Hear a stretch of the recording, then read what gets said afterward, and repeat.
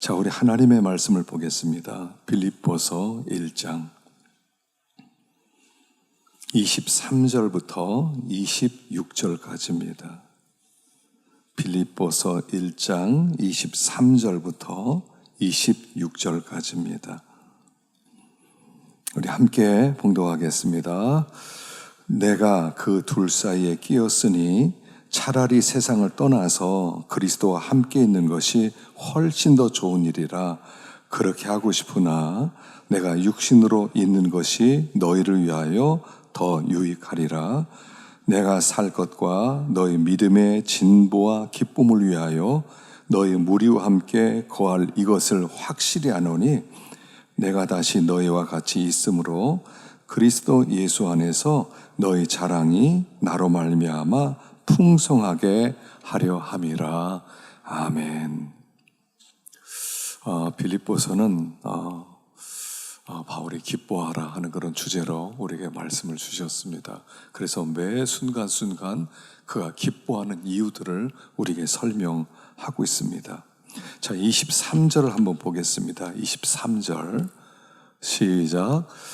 내가 그 둘 사이에 끼었으니 차라리 세상을 떠나서 그리스도와 함께 있는 것이 훨씬 더 그렇게 하고 싶으나.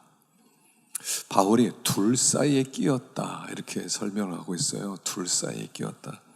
우리도 둘 사이에 끼어 있는 겁니다. 하나는 여기서 세상을 떠나서 그리스도와 함께 있는 것, 그리고 지금 여기에서 사는 것, 둘 사이에 끼어 있는 인생이라는 겁니다.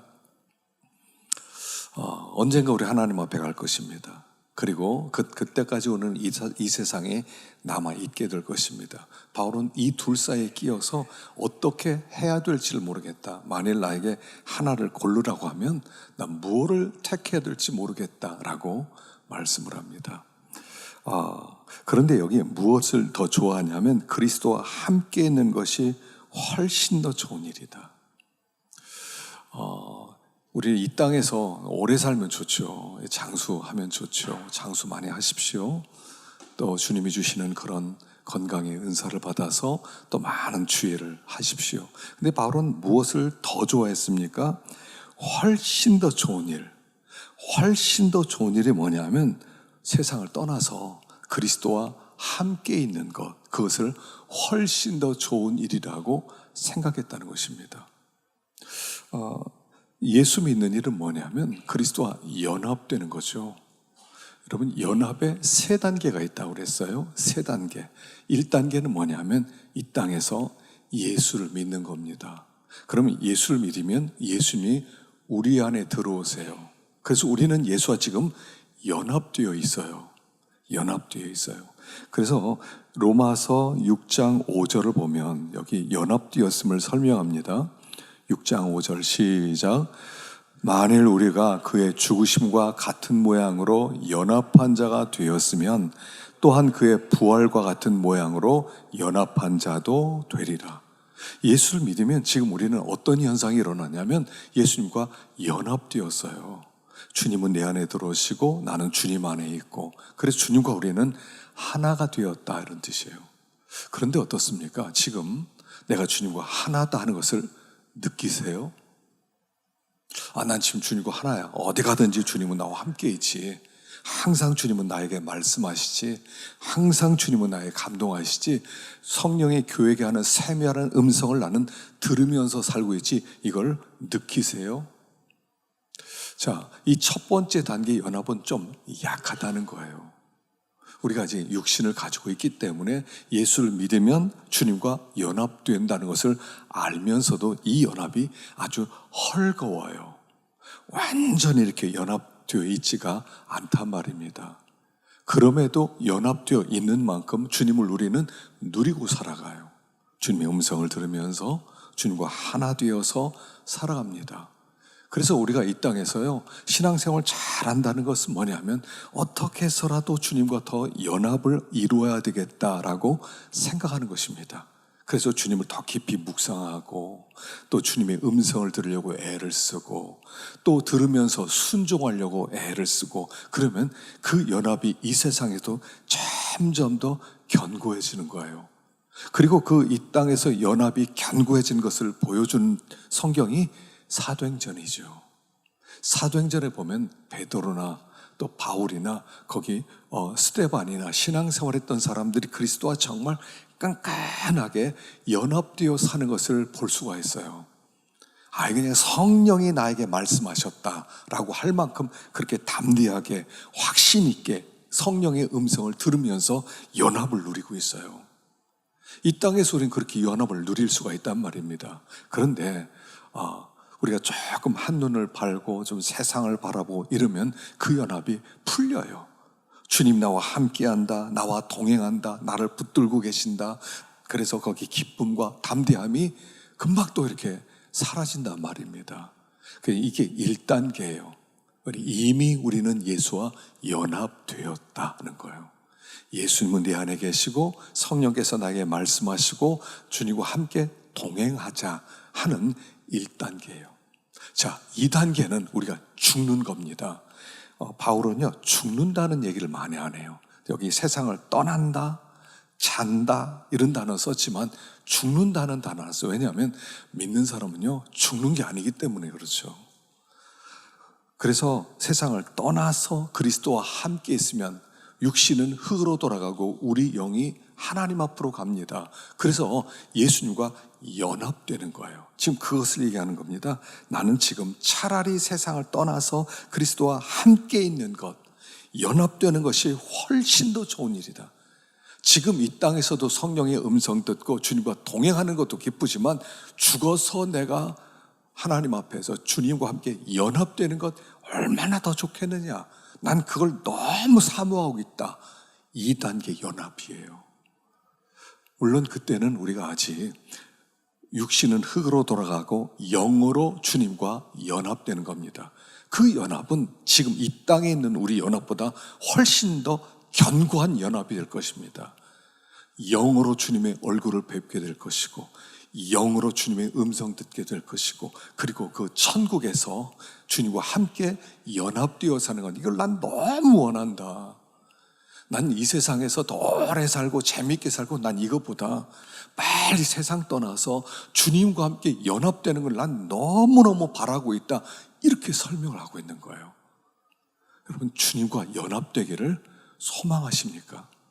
지금 우리가 이 땅에서 주님과 연합을 누리고 있다면 좀 더 끈끈하게, 마치 어떤 젊은 남녀가 서로 소개팅을 해서 만났습니다. 서로 교제를 합니다. 그리고 나서 점점 사랑이 깊어집니다. 그리고 늘 함께 있고 싶어 합니다. 직장을 마치고 나면 꼭 저녁 때 만나서 식사를 하고 그 다음에 영화를 보고 도론도론 얘기하고 저녁이 되면 또 헤어지고 내일 보자고. 그 연합이에요. 얼마나 좋아요. 우리 헤어져야 돼. 헤어져야 돼. 안 헤어지고 싶다. 결혼하면 함께 살면서 더 깊은 연합이 되는 것처럼 우리의 소원은 이 소원이 있어야 돼요. 주님과 연합되어 살고 싶다는 소원이 있어야 된다는 거예요.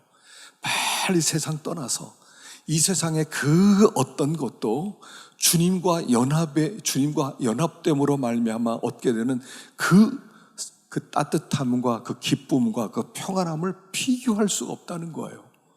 그래서 바울은 나는 빨리 죽어서 주님과 함께 연합되어서 주님의 얼굴을 뵙고 사는 그 연합을 나는 지금 너무 원하고 있다라고 말하는 거예요.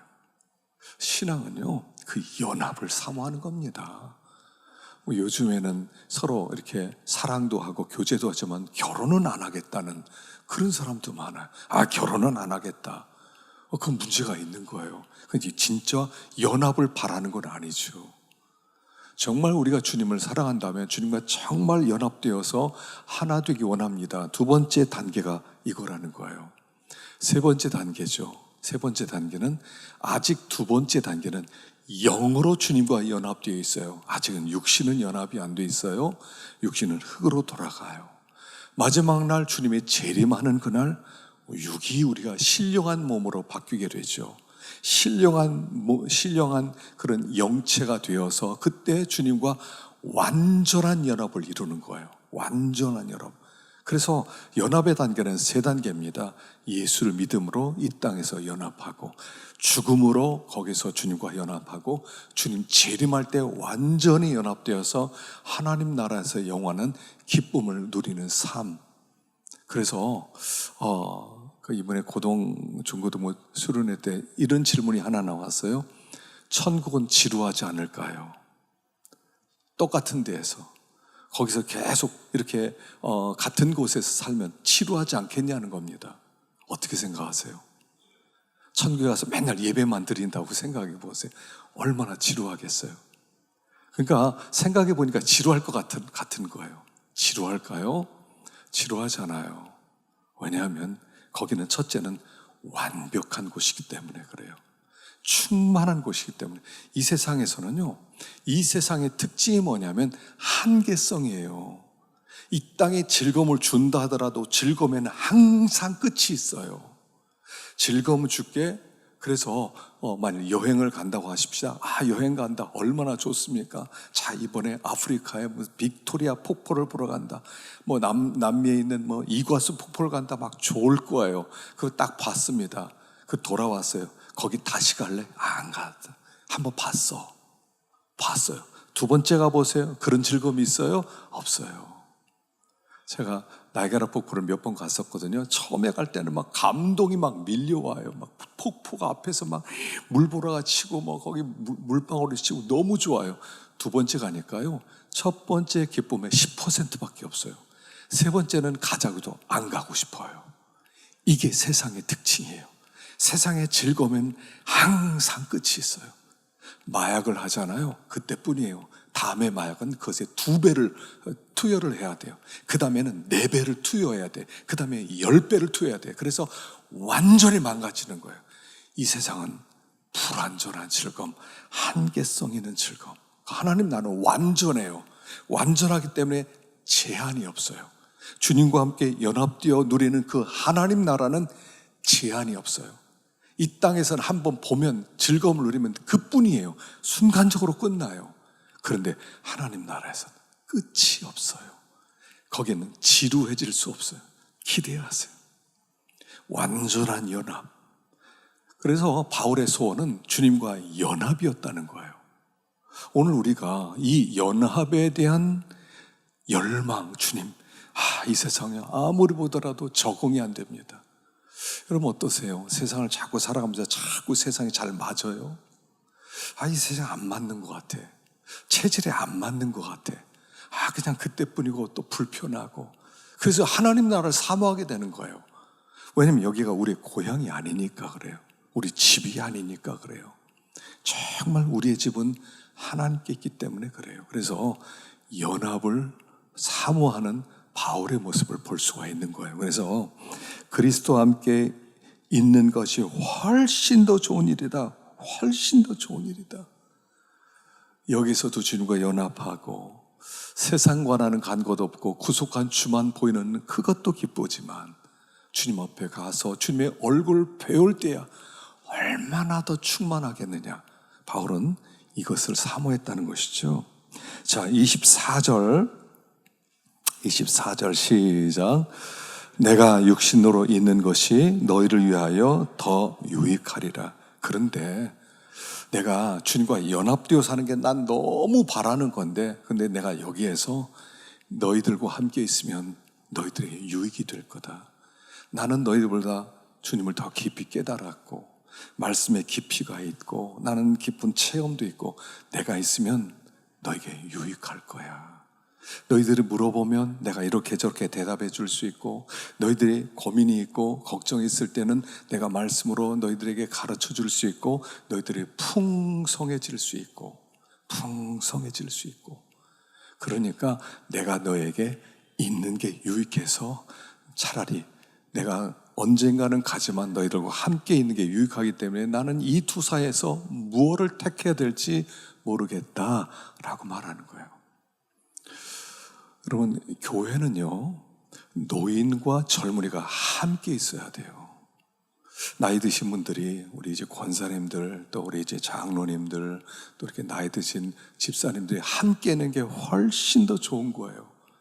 왜냐하면 그분들은 많은 경험도 있고 또 깊은 깨달음도 있고 여러 가지 실수도 많이 했고 그래서 지혜가 많아요. 그래서 집안에는요, 어른이 있는 게 좋아요. 그래서 정상적인 집안은 3대가 함께 살아야 정상적이라고 그러잖아요. 할아버지, 아빠, 아들. 그래서 3대가 함께 살 때 완전한 가정이 돼요. 그래서 유대인들은요, 3대가 함께 살아요. 노인은 아예 불편합니다. 따로 살아요. 우리끼리 살게요. 이러지 않아요.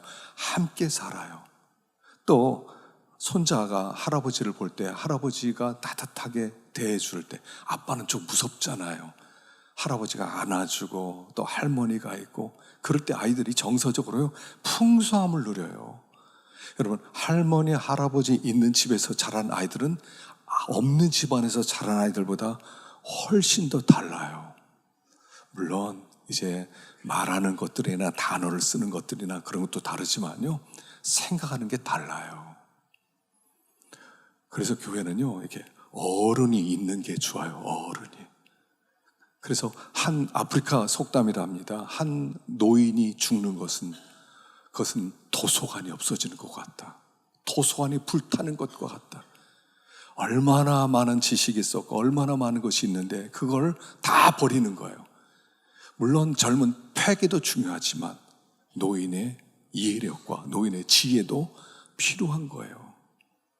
옛날에 그 고려장이라는 거 있지 않았습니까? 고려장. 나이 든 사람은 밥만 축내니까 빨리 죽게 해라. 그래서 나라의 법으로 뭐 사실인지 모르겠어요. 옛날에 고려장이라는 게 있었죠. 그래 나이 들면 어머니나 아버지를 노인 되면 지게 해주고 깊은 산속에 절하고 여기서 세상 떠나세요. 그리고 버리는 그런 일이 뭐 어떤 문헌에서는 있었다 그러고 아니야 말로만 내려오는 없었던 거다 이렇게 하는데 하여간 어쨌든 간에 그렇게 해서 노인을 버리는 일이 있었다고 합니다. 그런데 오늘 밤에 어떤 사람이 어머니를 버리고 가려고 그러는데 얘야 너 밤길에 길 잃어버릴까 봐 내가 가지를 꺾어놨다. 그걸 보고 가라. 이 아들이 감동되는 거예요. 엄마가 나 살려주려고 그래서 차마 버리지 못하고 어머니를 데리고 집에 와서 몰래 어머니를 숨겨두고 오시게 돼요. 그때 이제 뭐 그런 나라에 큰 어려움이 닥쳤다고 그랬죠. 뭐 중국 사신이 문제를 가지고 왔는데 말 2마리를 딱 갖고 오고 똑같이 생겼어요. 크기도 똑같아. 그리고 문제를 내는 거예요. 이 말 2마리는 하나는 어미고 하나는 새끼다. 이거 알아맞혀라. 알아맞추지 못하면 큰 어려움을 겪을 것이다. 그래서 전전긍긍하고 있는데 이 사람이 어머니에게 이 문제를 얘기하니까 야 그거 간단하다. 이 말을 하루 정도 굶겨라. 그리고 먹을 걸 갖다 줘라. 먼저 먹는 게 새끼다. 그러더래요. 딱 맞춘 거예요.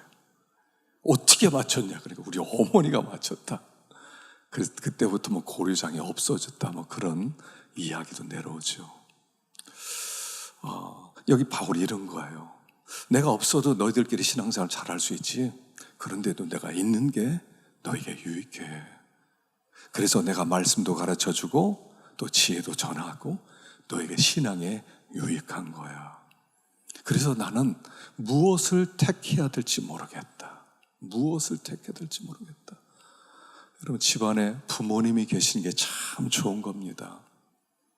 부모님이 계시면요 자주자주 인사드리세요.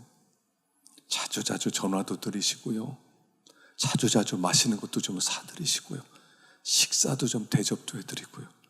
노인 되면요 밥 사주는 사람도 없대더라고요. 밥도 좀 사드리고요. 잘 대접하세요. 성경에서 노인을 대접하는 사람은 복을 받는다고 그랬어요. 부모를 공경하는 사람은 잘 된다고 그랬어요. 그래서 여기에 보면 육신에 있어서 너희들을 말씀으로 바르게 세우는 것이 너에게 유익하기 때문에 내가 주님과 연합되는 거 좋지만 그러나 무엇을 택하는 게 좋을지 모르겠노라 라고 얘기하는 거예요. 자, 25절 보겠습니다. 25절 시작.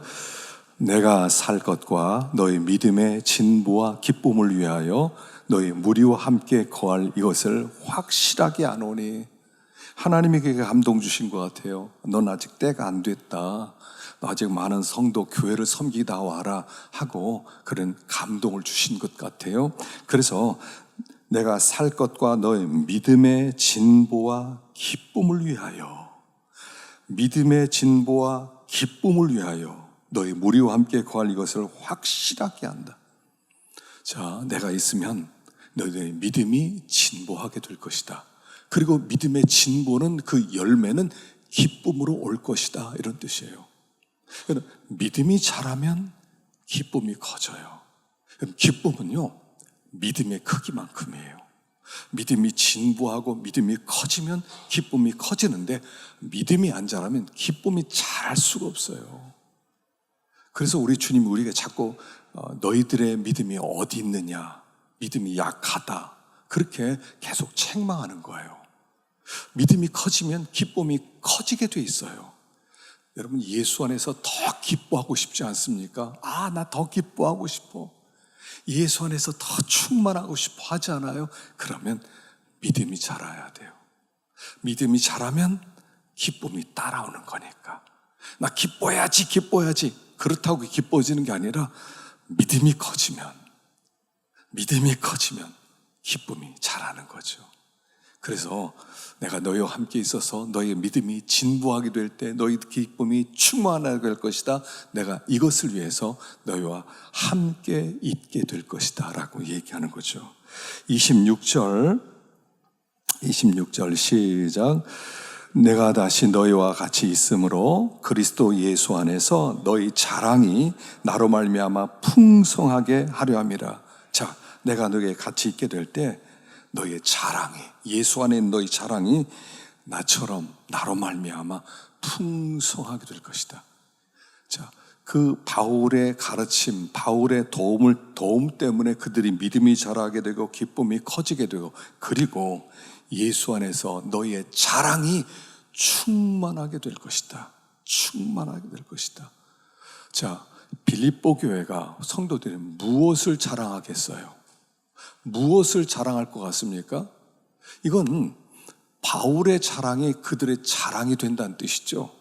자, 갈라디아서에 보면 바울의 자랑이 있습니다. 6장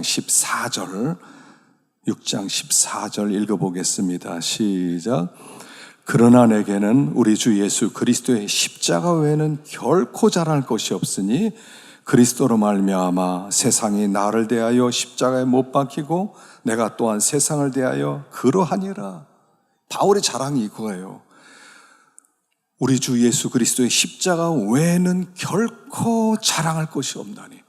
바울의 자랑은 십자가였어요. 예수 그리스도의 십자가. 십자가 외에는 나의 자랑이 없어요. 여러분, 자랑이란 뜻이 뭐냐면, 자랑은 우리가 자랑하는 거 있잖아요. 은근히 자랑하는 게 있어요. 그 자랑한다는 뜻은 뭐냐면 그게 내 힘이라는 거예요. 내 힘의 근원이라는 거예요. 내가 뭔가 아주 붙들고 자랑하고 싶은 게 있는데 그건 뭐냐면 나를 항상 힘있게 만들어준다, 이런 뜻이란 말입니다. 내 힘은 십자가에 있다. 내가 흔들리지 않게 되는 것은 십자가밖에 없다. 나는 내놓을 게 십자가밖에 없다. 내가 사람들에게 내놓을 수 있는 것은 십자가밖에 없다. 그리고 나서 나의 자랑이, 이 자랑이 너희들도 그렇게 충만하도록, 그리스도 안에서 너희 자랑도 그렇게 넘치도록 할 것이다, 이런 뜻이에요. 자랑은 전염이 되는 겁니다. 내가 진짜 자랑하는 것은 전염이 되게 돼 있어요. 바울이 십자가를 자랑하고, 십자가가 너무 좋아. 난 십자가 외에는 아무것도 알지 아니하기로 작정했다. 그래서 십자가를 자랑할 때 그걸 듣고 은혜 받은 사람이, 아, 그렇구나. 우리의 자랑은 십자가밖에 없구나. 그 십자가가 나로 되게 만들었고, 십자가가 나에게 생명을 주었고, 십자가가 나의 소망을 주었고, 십자가가 나를 새 피조물로 만들었고, 내 인생관, 역사관을 바꾸어 버렸고, 아, 십자가가 전부구나. 십자가로부터 모든 게 나오는구나. 그래서 그들도 그리스도 안에서 너희의 자랑이, 십자가 충만하게 만들겠다는 거예요. 그래서 여러분, 신앙생활은요, 자랑이 있어야 돼요.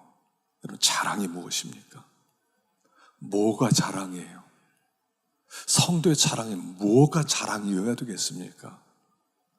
물론 우리가 이런저런 많은 일을 한 것도 뭐 자랑이라고 내놓겠죠. 뭐 자기가 가지고 있는 뭐 명예도 자랑이라고 하겠죠. 또 어떤 사람은 돈을 많이 벌어오는 것도 자랑이라고 하겠죠. 그런데 진짜 자랑, 그건 자랑이 아니에요. 진짜 자랑은 나의 힘의 근원이고 나를 나되게 만든 건데 그게 십자가라는 거예요. 십자가 나의 자랑입니까? 여러분, 십자가 내 자랑이에요. 십자가 생각하면 참 좋다.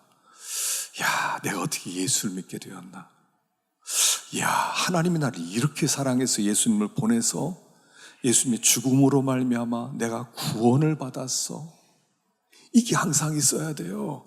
새 피조물이에요, 새 피조물. 영원한 존재가 되었단 말입니다. 나는 예수가 자랑이고 십자가 자랑이고 내놓을 게 이거밖에 없고 주님이 전부고 나 자랑 십자가. 바울은 일생 그렇게 살아가요. 자랑을.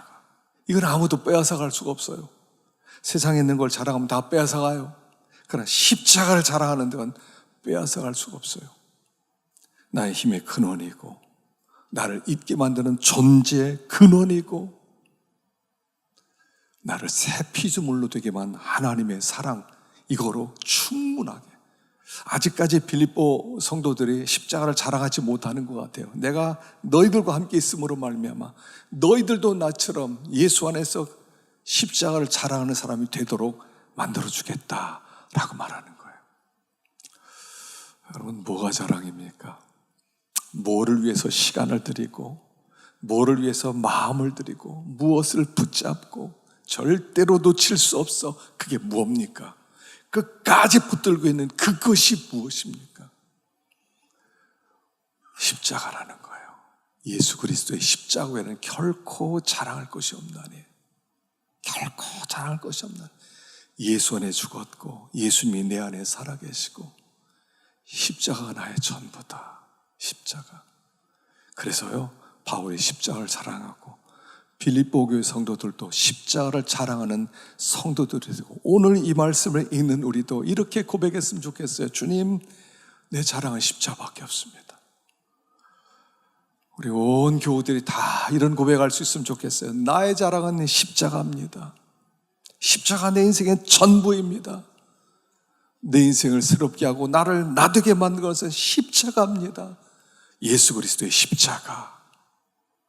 그 사랑에 대한 기쁨, 그 사랑에 대한 감격. 이 믿는 사람이에요. 믿는 사람. 믿는 사람은요, 십자가만 남는 거예요. 십자가만 남는 거예요. 하나님의 사랑. 하나님 나를 이렇게 사랑했어요. 오늘도 우리가 성찬식을 했습니다. 성찬을 통해서 예수님을 먹은 사람들이 되어서 예수가 내 안에 들어오시고 예수님의 십자가 사랑으로 말미암아 새로워지고 소망이 생겼어요. 험악한 세상을 살아갑니다. 여러분, 참 세상이 악하더라고요. 어떤 사람은 탈북하려고 그냥 브로커를 만나는데 한국 사람을 만났대요. 근데 이 사람이 돈을 갖고 오라고 그러대요. 처음에 3천만 원, 5천만 원, 나중에 3억 원을 뜯겼대요. 3억 원을. 그리고 나중에는 당신 못 믿겠다. 그러니까 너 고발해서 너 북송하게 만들겠다. 그러니까 돈 갖고 와라. 그러더래요. 이런 사람들이요, 부지기수래요. 부지기수래요. 등쳐먹는 사람들. 악한 사람이 얼마나 많아요. 참 악한 사람들이에요. 참 사람을 만나기 어려워요. 참 사람. 예수님만 바라보는 사람, 예수님을 자랑으로 생각하는 사람, 그런 사람을 찾기가 어려운 세상이에요. 참 신자. 주님은 나의 전부입니다. 주님은 나의 모든 것입니다. 우리가 지금 찬양한 것처럼 주님 나의 모든 것입니다. 주님밖에 없습니다. 고백하는 사람, 그 사람이 참된 그리스도인들이다 하는 것입니다. 자, 우리 찬양하겠습니다.